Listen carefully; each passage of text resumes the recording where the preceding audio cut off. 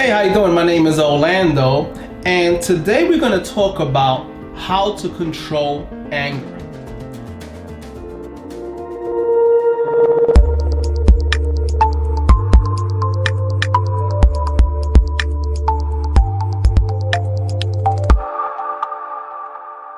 So you came to this video because obviously there's certain situations going in your life that you're wondering how to control the anger, the frustration. Now let's take a look at it this way. What happens when you're angry? What's taking place? How is your heart rate moving? How is your skin feeling?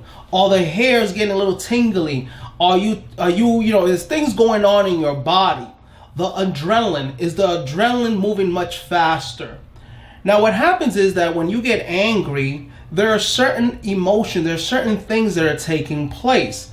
When we say emotions, is what's causing the emotion. I'm a strong advocate is that whatever is within is without. So if you're having peace in your heart, you have peace in your mind, then an external factor is not going to affect you. But if there's something taking place in the outside, then the psychology is that there's something taking place in the inside.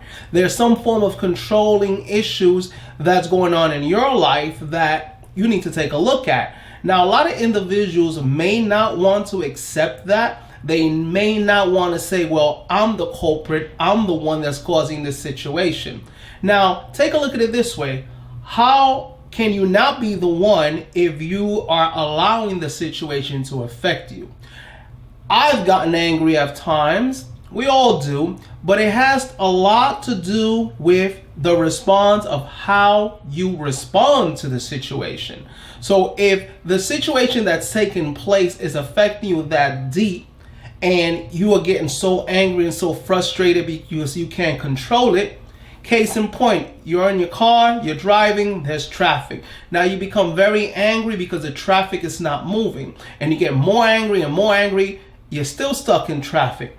Another case in point, you're having an argument with a loved one. Now it becomes a back and forth where you start to feel that it's a battle. And when we speak about battle, we're talking about the ego starts to take control, where the ego starts to believe that I must be right, that I must survive. If I don't survive, then this person is going to be right. How do we deal with this? How do we calm ourselves from this angry issue that's taking place within us? One of the things that has worked for me, and I've learned this throughout my study of reading books. For example, this is one of them, the Illusions or Adventures of a Reluctant Messiah. This is a great book. I highly recommend it.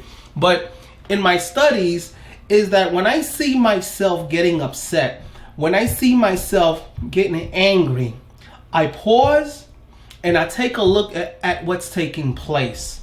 Why am I getting upset? How is the other person responding? And if I have to pause and allow the other individual to just say what they have to say, then I'm taking a look at myself. I'm not getting lost on the ego of I have to be right and I continuously have to respond to this person so I can stress my point. Let's say, for example, you are at work and there's situations at work beyond your control and it's getting you very angry. Now, remember what I said, beyond your control. You cannot control another person's behavior. You can only control your behavior. So if a person is behaving a certain way, how are you going to interact? How you're going to go around that situation? That's something that you have to look within yourself. You cannot allow the external to affect the internal. Another thing that I practice that works for me, and I definitely give it to you, is meditation. Because when you meditate, you also take a look at yourself. You take a look at certain situations in your life and how you respond to them. You cannot shut off the mind. The mind is always going to be thinking, is always going to be taking, is always going to be looking this way, looking that way. Another way of looking at how to control your anger is looking at some influential individuals that you respect in your life. I'm sure you may have some family members, you may have some mentors on TV, or some mentors that you can find on the internet, and look at how they deal with their situations, because half the time people were not always sound, they were not always balanced. It has to be a practice. It's something that you work towards,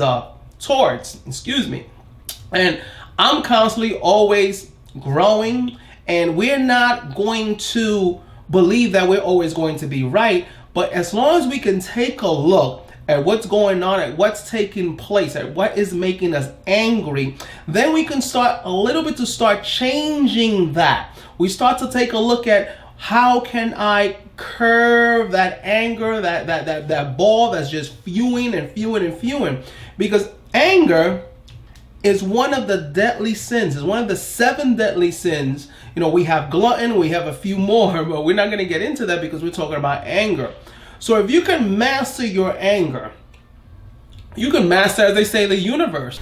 And how you master the universe is that you become a prime example of what you don't want to be like.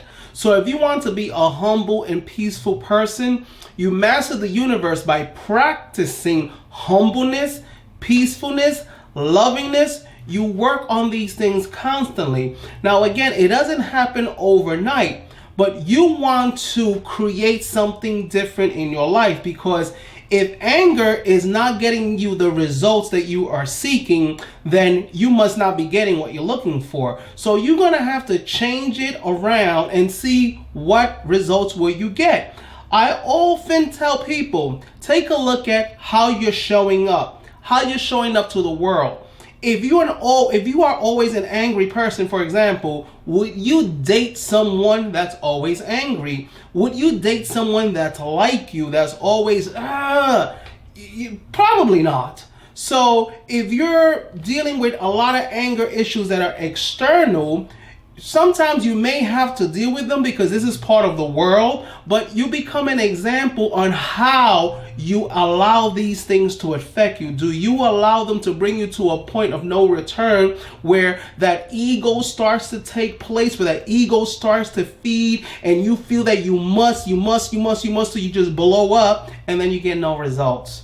So take a look at what's making you angry and take a look on being centered, being one with yourself, being the observer of the observee. So if you're present at all times, because sometimes people can get lost. It's happened to me plenty of times, and I had to go on a self-searching journey.